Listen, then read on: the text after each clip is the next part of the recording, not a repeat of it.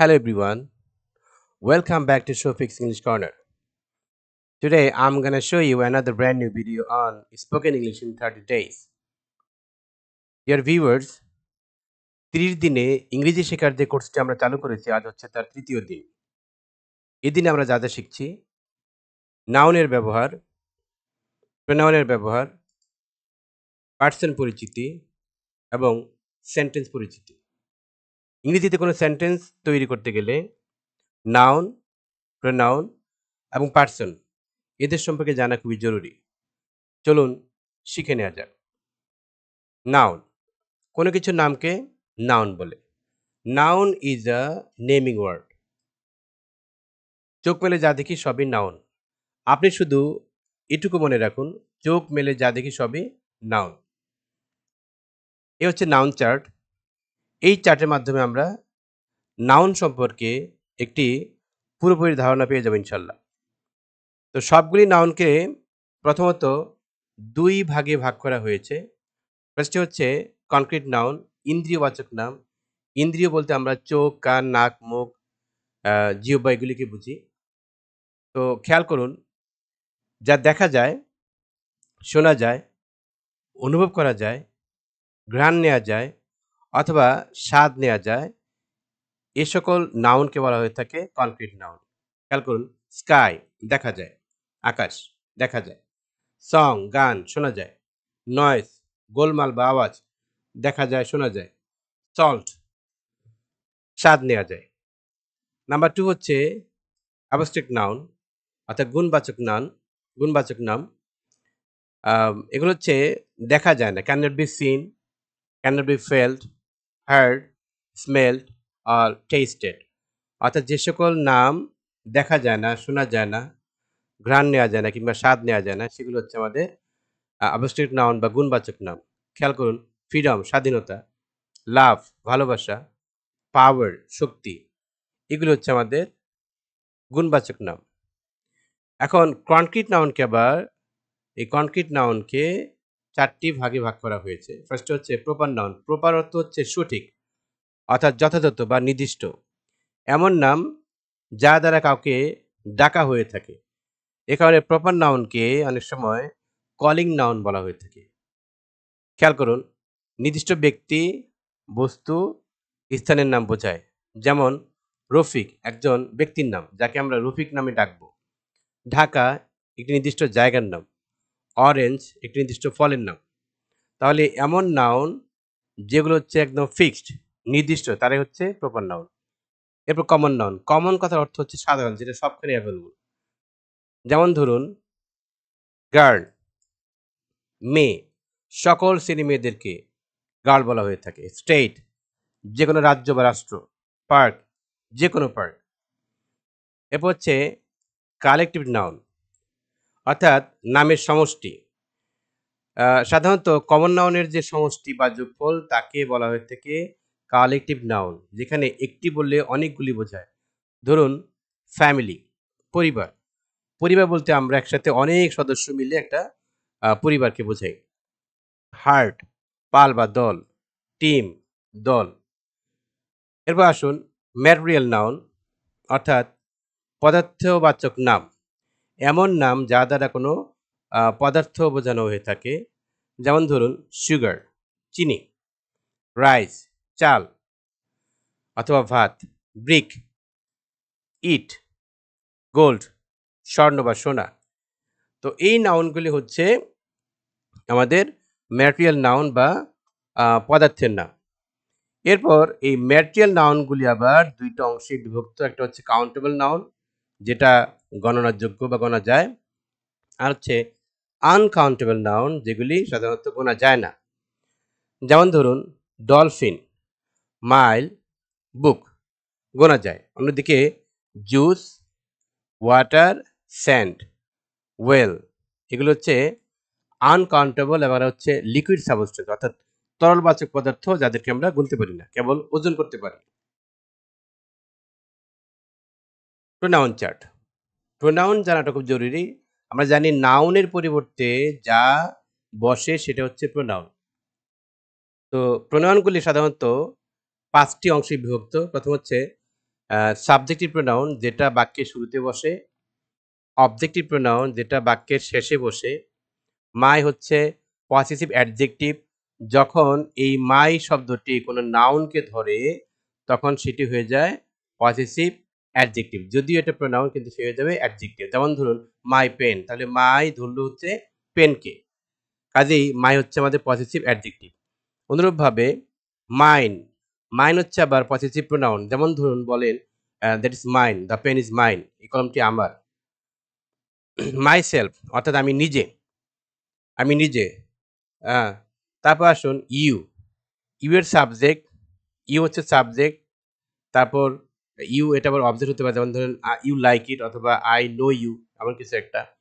Your, yours, your self. তারপর হচ্ছে হি, subject হি, object হচ্ছে হিম, পসেসিভ হচ্ছে হিজ, পসেসিভ প্রোনাউন এটাও আবার হিজ, হিমসেলফ হচ্ছে সে নিজে। অনুরূপভাবে মেয়ে দেখাতে হচ্ছে she, her, her, hers, herself.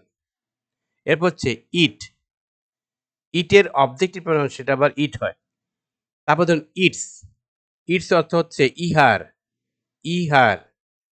তারপর এটার পজিটিভ প্রোনাউন সেটা হচ্ছে ইটস, তারপর ইটসেলফ। অনুরূপভাবে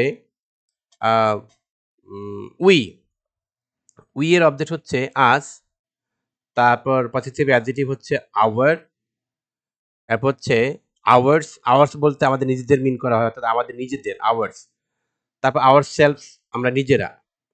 ইউ তোমরা, এটার অবজেক্ট আবার ইউ, ইয়োর তোমাদের, ইয়োর্স তোমাদের নিজেদের, ইয়োর সেলফ তোমরা নিজেরা। দে তারা, দেম তাদেরকে, দেয়ার তাদের, দেয়ার্স তাদের নিজেদের, দেমসেলফ তারা নিজেরা। এবার আমরা শিখব পার্সন।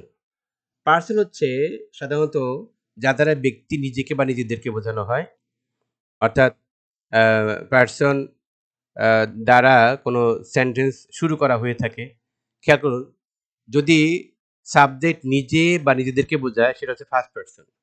যেমন ধরুন আমি নিজে, I, I, I live in Bangladesh, তাহলে আই বসছে বাক্যের কোথায়? শুরুতে। এরপর হচ্ছে আই এর অবজেক্ট হচ্ছে মি, এটা হচ্ছে আমরা ইতিপূর্বে চার্টে দেখেছি মি হচ্ছে আমাদের অবজেক্টিভ প্রোনাউন। মি আমাকে, ডু ইউ নো মি, তুমি আমাকে চেনো? এরপর হচ্ছে মাই, আমরা আগের স্লাইডে বলে দিয়েছি মাই হচ্ছে আমাদের পসেসিভ অ্যাডজেক্টিভ। এই যে খেয়াল করুন, দিস ইজ মাই বুক, তাহলে মাই এর পরে একটা নাউন বসছে, মাই বুক, দিস ইজ মাই বুক, এটি আমার বই। মাইন হচ্ছে আমার নিজের, অর্থাৎ দ্য বুক ইজ মাইন, এই বইটি আমার নিজের, এটা কিন্তু আবার পসেসিভ প্রোনাউন। অনুরূপভাবে মাই সেলফ আমি নিজে, যেমন ধরুন আই থট মাই সেলফ, আমি নিজেই ভাবলাম।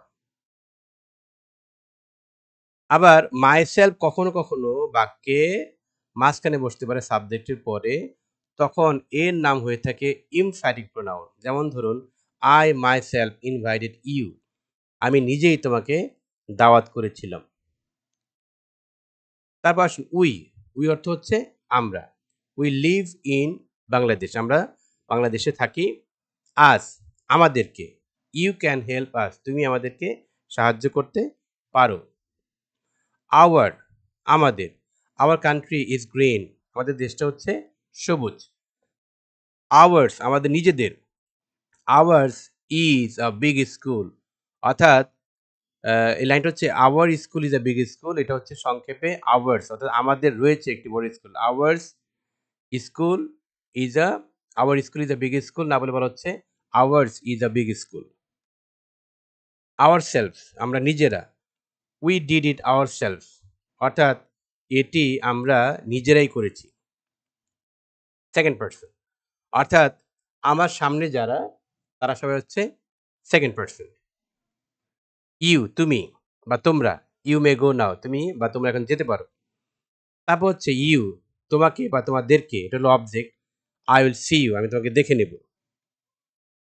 ইয়োর তোমার, ইউর আইডিয়া ইজ কারেক্ট, তোমার ধারণাটা সঠিক। ইয়োর্স তোমার নিজের বা তোমরা তোমার নিজের। দিস পেন্সিল ইজ ইয়োর্স, এই পেন্সিলটি তোমার নিজের। yourself তুমি নিজে, প্লিজ ট্রাই yourself দয়া করে তুমি নিজে চেষ্টা করো। yourself এটা হচ্ছে বহুবচন, এটা হলো একবচন, এটা হচ্ছে বহুবচন। তোমরা নিজেরা, you should try yourself তোমাদের নিজেদেরকেই চেষ্টা করা উচিত। থার্ড পারসন, থার্ড পারসন হচ্ছে তারা যারা আমাদের সামনে নেই। আমরা মনে রাখবো তুমি আমি ছাড়া ভাবে আছে যারা, থার্ড পারসন তারা। খেয়াল করুন, হি ছেলের ক্ষেত্রে হি সে, হি লার্নস ইংলিশ সে ইংরেজি শিখে। হিম তাকে, উই ডোন্ট নো হিম আমরা তাকে চিনি না। শি মেয়েদের ক্ষেত্রে বলবো সে, শি লার্নস ফ্রেঞ্চ সে ফ্রেঞ্চ ভাষা শিখে। হার তাকে, উই ডোন্ট নো হার আমরা তাকে চিনি না। হিস তার ছেলেদের ক্ষেত্রে, হিস হেয়ার ইজ ব্ল্যাক তার চুল হচ্ছে কালো। হার তার মেয়েদের ক্ষেত্রে, হার আইস আর রাউন্ড তার চোখগুলো গোলাকার। হিমসেলফ ছেলেদের ক্ষেত্রে সে নিজে, হি কিল্ড হিমসেলফ সে আত্মহত্যা করেছিল। হারসেলফ মেয়ের ক্ষেত্রে সে নিজে, শি স্ল্যাপড হারসেলফ সে নিজে নিজেকে থাপ্পড় মেরেছিল। দে তারা, দে লিভ ইন ভিলেজ তারা গ্রামে থাকে। দেম তাদেরকে, উই শুড হেল্প দেম অর্থাৎ তাদেরকে আমাদের সাহায্য করা উচিত। দেয়ার তাদের, দেয়ার প্ল্যান ইজ গুড তাদের প্ল্যানটি ভালো। দেয়ার তাদের নিজেদের, theirs is a nice college তাদের নিজেদের একটি সুন্দর কলেজ রয়েছে। দেমসেলফস তারা নিজেরা, দে হার্ট দেমসেলফ তারা নিজেদেরকে আঘাত করেছে, তারা নিজেরাই নিজেদেরকে আঘাত করেছে। ইট ইহা বস্তুর ক্ষেত্রে, ইট ইজ রেইনিং আউটসাইড বাইরে বৃষ্টি হচ্ছে। ইটস ইহার অর্থাৎ এর বা এর রয়েছে, ইটস কালার ইজ হোয়াইট এর রং হচ্ছে সাদা। ইটস ইহা হয়, ইটস নট রেইনিং আউটসাইড অর্থাৎ বাইরে বৃষ্টি হচ্ছে না। তাহলে আমরা কি শিখলাম? ইটস হচ্ছে ইহার যেখানে অ্যাপোস্ট্রফি নেই, এখানে কোনো দাগ নেই, কিন্তু যখন ইটের পরে অ্যাপোস্ট্রফি থাকবে তখন আমরা ধরে নেব এটা হচ্ছে ইহা হয় অর্থাৎ ইট ইসের এটা হচ্ছে short form. It's not raining outside তো it is not raining outside বাইরে বৃষ্টি হচ্ছে না। ইটসেলফ ইহা নিজে বা এটা নিজে, ইট ডাজন্ট ওয়ার্ক ইটসেলফ এটা নিজে নিজে কাজ করতে পারে না। ল্যাঙ্গুয়েজ ফোকাস খেয়াল করুন, pronoun always text the place of noun অর্থাৎ প্রোনাউন সর্বদা নাউনের জায়গা দখল করে। প্রোনাউন সবসময় নাউনের স্থান দখল করে। যেমন ধরুন রনি একটি নাউন ছেলে, তার জায়গা দখল করেছে হচ্ছে হি। বয়েজ এটা হচ্ছে ছেলেরা প্লুরাল নাম্বার এবং নাউন, এক্ষেত্রে দিচ্ছি আমরা দে। ট্রি এটি গাছ অপ্রাণীবাচক, আমরা দিচ্ছি ইট। ট্রিজ অনেকগুলো গাছ, আমরা দিচ্ছি হচ্ছে দে। তাহলে আমরা কি শিখলাম? যে প্রোনাউন সর্বদা নাউনের জায়গাটা দখল করে। আমরা যে শিখব সেন্টেন্স। আমরা জানি যে সেন্টেন্স তৈরি করতে কমপক্ষে ৩টি শব্দের প্রয়োজন হয়, সেটা হচ্ছে একটি সাবজেক্ট, একটি ভার্ব এবং একটি অবজেক্ট। খেয়াল করুন, আমি কফি পছন্দ করি অর্থাৎ আই হচ্ছে সাবজেক্ট, লাইক ভার্ব, কফি হচ্ছে আমাদের অবজেক্ট। এখন তাহলে সাবজেক্ট, অবজেক্ট এবং ভার্ব কি সেটা জানা খুবই জরুরি। চলুন শিখে নেওয়া যাক। একটি অর্থপূর্ণ সেন্টেন্সের সাধারণত ৩টি অংশ থাকে, যা বলেছিলাম যে একটি অর্থপূর্ণ বাক্যে সর্বদা ৩টি অংশ থাকবে। এগুলো হচ্ছে কি কি? ফার্স্টে যেটা সাবজেক্ট থাকবে, যেমন ধরুন এখানে আমাদের হচ্ছে আই। তারপর হচ্ছে একটি ভার্ব লাগবে, কারণ ভার্ব ছাড়া বাক্য হবে প্রাণহীন। যেমন ধরুন এখানে হচ্ছে লাইক। তারপর লাগবে একটি অবজেক্ট, যেমন এখানে রয়েছে আমাদের কফি। তাহলে I like coffee, subject verb object. তো সাবজেক্ট কি সেই বিষয়টা জানার দরকার। খেয়াল করুন, সাবজেক্ট হচ্ছে কর্তা অর্থাৎ বাক্যের যে কাজ করে সে হচ্ছে কর্তা। খেয়াল করুন, কিভাবে চিনবেন? আপনি বাক্যে যার সম্পর্কে কোনো কিছু বলা হয়ে থাকে তাকেই সাবজেক্ট বলে। তাহলে এখানে কফি কে খায়? কফি আমি খাই। আমি কি খাই? আমি কফি খাই। তাহলে I হচ্ছে সাবজেক্ট আর কফি হচ্ছে আমাদের অবজেক্ট। খেয়াল করুন সাধারণত I, you, we, they, he, she এই সমস্ত প্রোনাউন অথবা কোনো নাউন কিংবা প্রোনাউন যদি বাক্যের শুরুতে বসে তবে তাদেরকে সাবজেক্ট হিসেবে ধরে নেওয়া হয়। ভার্ব কি? ভার্ব হচ্ছে কাজ। ভার্ব হচ্ছে কাজ। কাজ হচ্ছে কি? যা দ্বারা কোনো কিছু করা, যাওয়া, খাওয়া, বলা, শোনা, দেখা, লেখা, পড়া ইত্যাদি কাজ করা বোঝায় সেটা হচ্ছে ভার্ব। অর্থাৎ ভার্ব হচ্ছে সিম্পলি কাজ বোঝায়। একটি মজার ব্যাপার হচ্ছে বাংলা বাক্যের ক্ষেত্রে সাধারণত ক্রিয়াপদ ভার্ব শেষে থাকে। আর ইংরেজির ক্ষেত্রে সাধারণত এটা সাবজেক্ট এবং অবজেক্টের মাঝখানে থাকে। ভার্ব যেমন ধরুন ডু কিছু করা, গো কোথাও যাওয়া, ইট কোনো কিছু খাওয়া, সে কোনো কিছু বলা, লিসেন কোনো কিছু শোনা, সি কোনো কিছু দেখা, রিড কোনো কিছু পড়া, রাইট কোনো কিছু লেখা, প্লে কোনো খেলা করা। এরপর রয়েছে অবজেক্ট অর্থাৎ কর্ম। কর্ম সেটাই সাবজেক্ট সম্পর্কে যা কিছু বলা হয় তাকে অবজেক্ট বলে।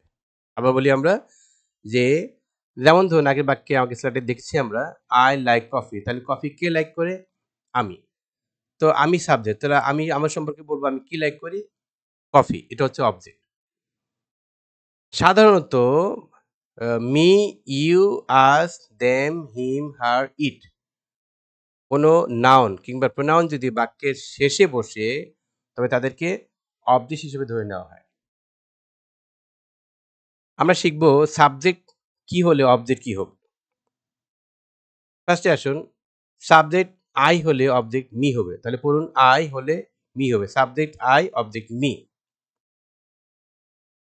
সাবজেক্ট ইউ হলে অবজেক্টও আবার ইউ হবে। সাবজেক্ট উই হলে অর্থাৎ আমরা হলে অবজেক্ট হচ্ছে আস আমাদেরকে। সাবজেক্ট যদি দে হয় তাহলে অবজেক্ট হচ্ছে দেম। সাবজেক্ট যদি হি হয় অবজেক্ট হবে হিম। এটা হচ্ছে সাধারণত পুরুষদের ক্ষেত্রে। আবার সাবজেক্ট শি মহিলার ক্ষেত্রে অবজেক্ট হচ্ছে হার। সাবজেক্ট ইট তাহলে অবজেক্ট সেটা হচ্ছে আমাদের কি ইট। যদি কোনো নাউন হয়ে থাকে রনি তাহলে আমার অবজেক্ট সেটা আবার সেটাই হবে রনি। যদি তমা হয় সাবজেক্ট তাহলে অবজেক্টও আবার তমা। তাহলে খেয়াল করি আমরা আই আমি অবজেক্ট মি আমাকে। ইউ সাবজেক্ট তুমি, ইউ অবজেক্ট তোমাকে বা তোমাদেরকে। উই সাবজেক্ট আমরা, আস অবজেক্ট আমাদেরকে। দে সাবজেক্ট তারা, দেম অবজেক্ট তাদেরকে। হি সাবজেক্ট সে বা তিনি পুরুষ এদের ক্ষেত্রে অবজেক্ট হিম তাকে বা হ্যাঁ, জি তাকে। তারপর শি মহিলাদের ক্ষেত্রে সে বা তিনি হার তাকে। ইট ইহা কোনো বস্তুর ক্ষেত্রে এর অবজেক্ট আবার ইট ইহাকে। রনি একটি ছেলের নাম এর ক্ষেত্রে অবজেক্ট আবার রনি হচ্ছে। তমা একটি মেয়ের নাম এই ক্ষেত্রে অবজেক্ট আবার তমা হচ্ছে। তো আশা করছি আপনারা শিখছেন। ধৈর্য ধরে প্রথম থেকে শুরু করুন। প্রতিদিন বেশি করে প্র্যাকটিস করুন। ইনশাআল্লাহ পারবেন।